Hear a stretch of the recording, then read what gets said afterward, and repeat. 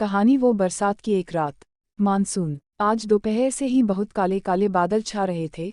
सूरज भी यूं बादलों की ओट में कहीं जा छुपा था। इस कारण अंधेरा सा छाया हुआ था। बारिश का मौसम यूं तो शीलाजी जी को बहुत ही पसंद था, पर अब यही मौसम उनको डराता था व भयभीत करता था। वो अक्सर गैलरी में खड़ी होकर सुनी आंखों से रास्ते को निहारती रहती थी, जैसे इंतजार हो किसी के आने का इस मौसम में।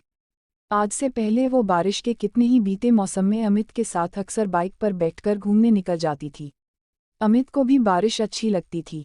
अपने छोटे से आशियाने को उसने बहुत प्यार से बनाया था। खूबसूरत बगीचा, बहुत सारे फूलों से व घर पर लगाई हुई सब्जियों की बेलें जिनकी वो दोनों खुद ही सजाते व संवारते थे। गैलरी में लगा झूला जिस पर वो और अमित अक्सर एक साथ बैठकर चाय पीते, ऑफिस से आने के बाद वह अपने मन की कहते सुनते थे। बारिश होती तो अमित कहता, शीलू कुछ खाना है। वो समझ जाती कि उसको चाय के साथ बेसन के पकौड़े खाना है, और वो जल्दी से बना कर ले आती। शादी के 2 साल बाद उनकी जिंदगी में बहार बनकर सुमित आ गया था। प्यारा सा बेटा। जिंदगी की इतनी खुशियां मानो उनके जीवन में अनेक रंग भर रही थी। धीरे धीरे कब समय पंख लगाकर उड़ा पता ही नहीं चला। अब भी वो जब भी वक्त मिलता कार होने के बाद भी बारिश का मजा बाइक पर घूम कर ही लेते थे। पर एक दिन अचानक ही अमित को चक्कर आए व बुखार आ गया। बस वो दिन मानो उनकी जिंदगी की खुशियों को ग्रहण ही लग गया था। सारे चेकअप होने के बाद पता चला कि अमित की दोनों किडनियां काम नहीं कर रही है। डायलिसिस होने लगा अब हफ्ते में 2 बार।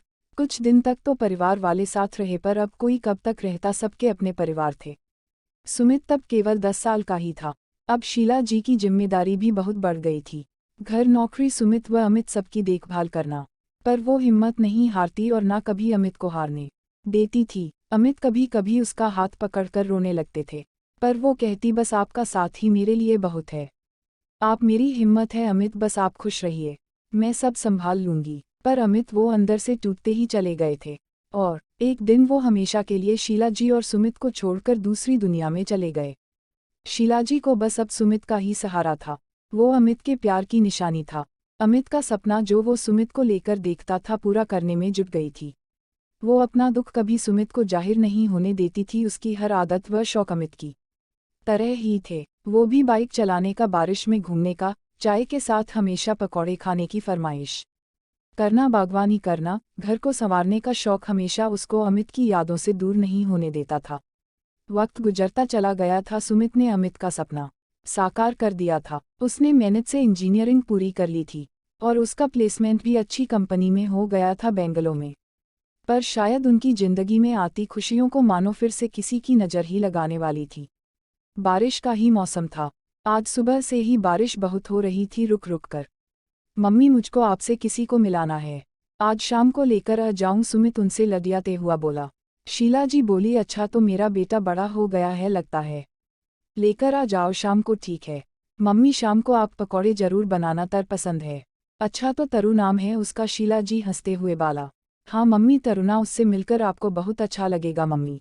अच्छा मम्मी मेरी प्यारी माँ, मैं आता हूँ उसको लेकर, बाय बाय।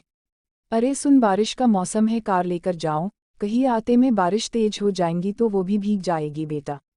पहली बार आ रही है वो। अरे नहीं माँ, उसको भी बाइक पर ही अच्छा लगता है। वो भी आपकी तरह ही बाइक की सवारी ही पसंद करती है, और बारिश को भी आप दोनों की बहुत जमेगी मम्मी, देखना। और हंसने लगा था उनको प्यार करते हुए। और बारिश वैसे भी रुक रुक कर हो रही है, कहकर सुमित ने बाइक उठाए और हेलमेट लगाकर निकल गया। शीला जी ने कभी नहीं सोचा था कि सुमित की ये बाय बाय उसकी आखिरी बार की बाय होगी। वो शाम को तैयार होकर वह सारी तैयारी करके सुमित का इंतजार करने लगी थी, वही झूले पर बैठकर चाय पीते हुए। बारिश अपना मानो विकराल रूप दिख रही थी, पर भी वो आनंद उठा रही थी उसका, क्योंकि आज वो बहुत खुश जो थी। वो अपने हाथों से झूले के उस भाग को स्पर्श कर जहां अमित बैठते थे, मन ही मन बोली कि सुनो, आज आपकी बहू आ रही है, हमारे सुमित की पसंद। और उनकी आंखों से आंसू बहने लगे थे और बिजली कड़कड़ाने लगी थी। अचानक ही न जाने क्यों उनका मन भयभीत से हो गया था। हाथ में पहनी घड़ी को देख तो रात के 8 बज चुके थे। वो अब घबरा कर उठी और दरवाजे के पास जाकर खड़ी हो गई थी। अब रहर कर उनका मन बेचैन हो रहा था। उन्होंने मोबाइल लगाया सुमित को तो वो आउट ऑफ कवरेज हो रहा था। वो घबरा कर पास रहने वाले जोशी जी के घर पहुंची और उनसे बोली, भैया सुमित अभी तक नहीं आया है, मोबाइल भी बंद आ रहा है, आप ज़रा पता लगाइए। रोहित, जो कि सुमित का बचपन का दोस्त था व जोशी जी का बेटा था, उसको बोली, बेटा तुम तो उसके सारे दोस्त को जानते हो, जरा पूछकर देखो कोई के साथ हो। रोहित बोला, आंटी आप घबराइए मत, मैं अभी पता करता हूँ। उनके व सुमित के अच्छे स्वभाव के कारण उनके सारे पड़ोसी उनसे बहुत प्यार करते थे और अमित के जाने के बाद तो परिवार वालों से भी ज़्यादा पड़ोसी ही उनका परिवार थे जो हर वक्त उनके साथ खड़े होते थे।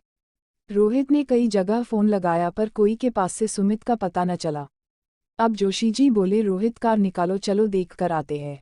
वो बाहर उनको 2 पुलिस वालों के साथ सुमित का दोस्त निखिल आते हुए दिखा। उसने रोहित को पास बुलाकर कुछ बताया जिसको सुनकर उसके मानो होश ही उड़ा गए थे।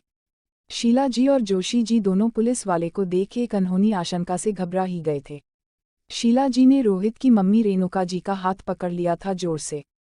पुलिस वाले तब तक पास आ चुके थे और बोले, मिस्टर सुमित कोलार रोड के रास्ते से आते वक्त फंते नाले में बह गए हैं। उनके साथ कोई लड़की भी थी। सुनकर शीला जी मानो पहाड़ पर से गिर पड़ी हो और चक्कर खाकर गिर पड़ी व बेहोश हो गई। तब तक और भी सारे पड़ोसी आ गए थे। उनको घर पर ले जाकर लेटाया गया। वो जैसे ही होश में आती चिल्लाकर सुमित को पुकारने लगती।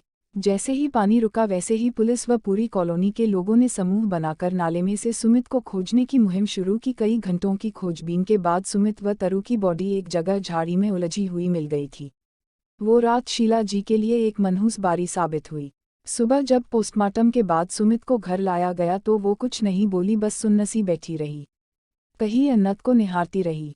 परिवार वाले व पड़ोस के सभी लोग उनको रुलाने की कोशिश करते रहे व खुद रोते रहे, पर उन्होंने सुमित को अंतिम विदाई नहीं दी। बस वो बोली कि सुमित आएगा तरु को लेकर। आज कितने साल बीत गए, वो अकेली उसी घर में रहती है, वह कहीं नहीं जाती, बस इंतजार करती है गैलरी में खड़ी होकर अपने बेटे सुमित का। ये बारिश उनको बहुत डराती है बस।